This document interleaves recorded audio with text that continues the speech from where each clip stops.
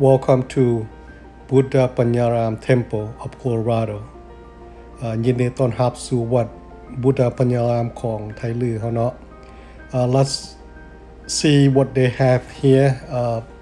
It is pretty large property. It has 40 acres of land. อยู่นี่วัดเท่านี้ก็อยู่มีที่ดินอยู่ประมาณ40 acres เนาะ Today we are have offering to the spirits of Melong, not the one that just recently passed away approximately about 100 days ago. So this is part of the ceremony that we are doing, is to make an offering so that her spirit can have a place to stay. มื้อนี้ก็พากันห่างของทานเนาะอยู่วัดเท่านี้เป็นบุญที่ว่าครบรอบ100 วันของในหลวงที่ว่าเสียชีวิตไปเนาะอันนี้ก็เฮ็ดให้เรากินทานให้เราเพราะว่าตามความเชื่อถือเนาะแบบที่ว่าวิญญาณเราจะมีของใส่ของมีของกินเนาะ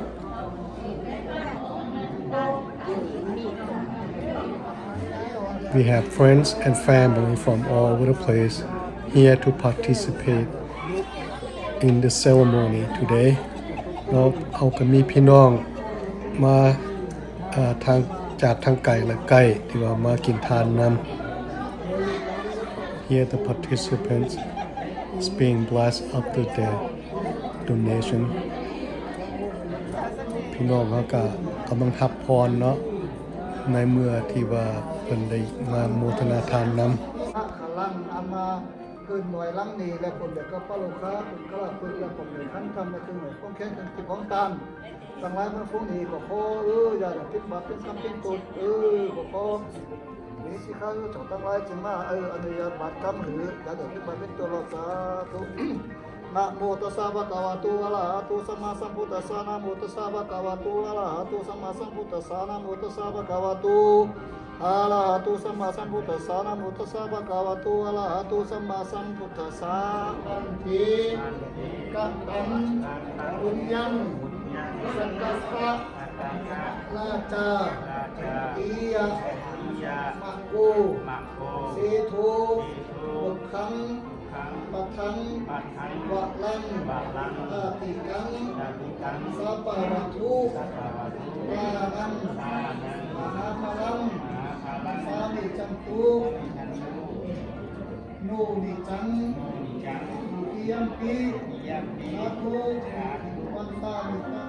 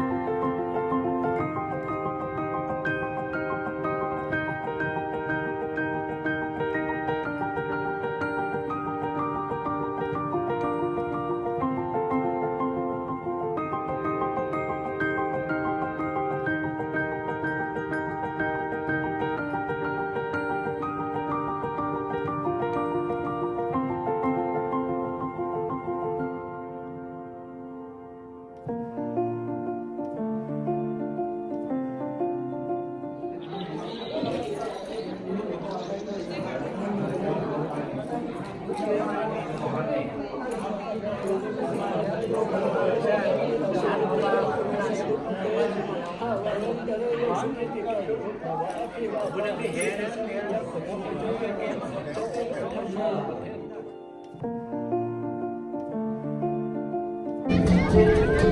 of the ceremony is parading offering to the spirit around the temple. ส่วนหนึ่งของประเพณีมือนี้ก็แม่นการแห่ของทานอมวัดเนาะ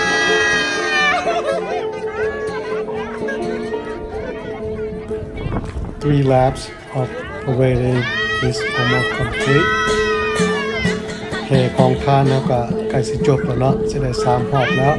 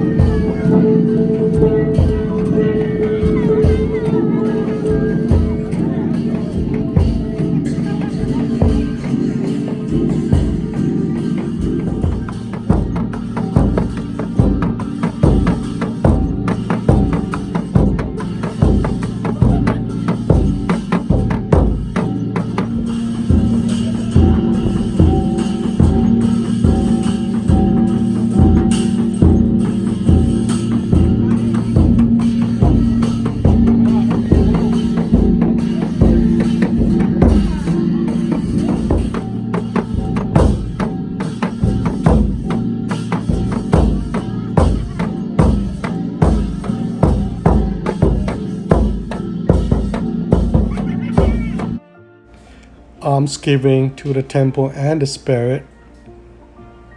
ตักบาตรอุทิศส่วนบุญกุศลไปหาผู้ที่ล่วงลับไป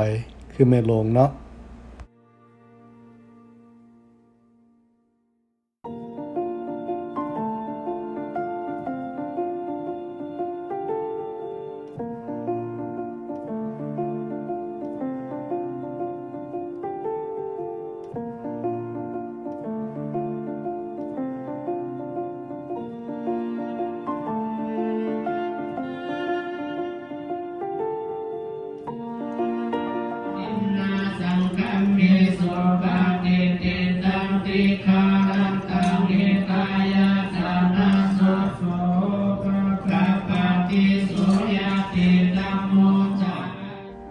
After the completion of the ceremony,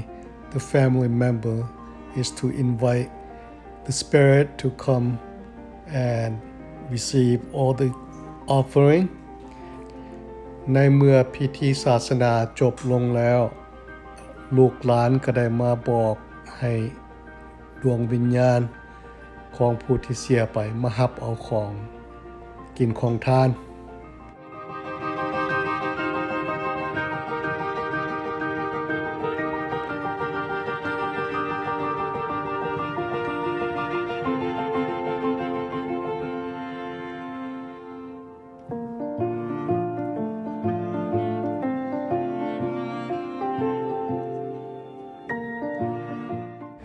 Thank you very much for watching and please don't forget to subscribe ขอบใจหลายๆที่ท่านผู้ชมติดตามเนาะกรุณาอย่าลืมกด subscribe ขอบใจหลายๆพบกันในคลิปหน้า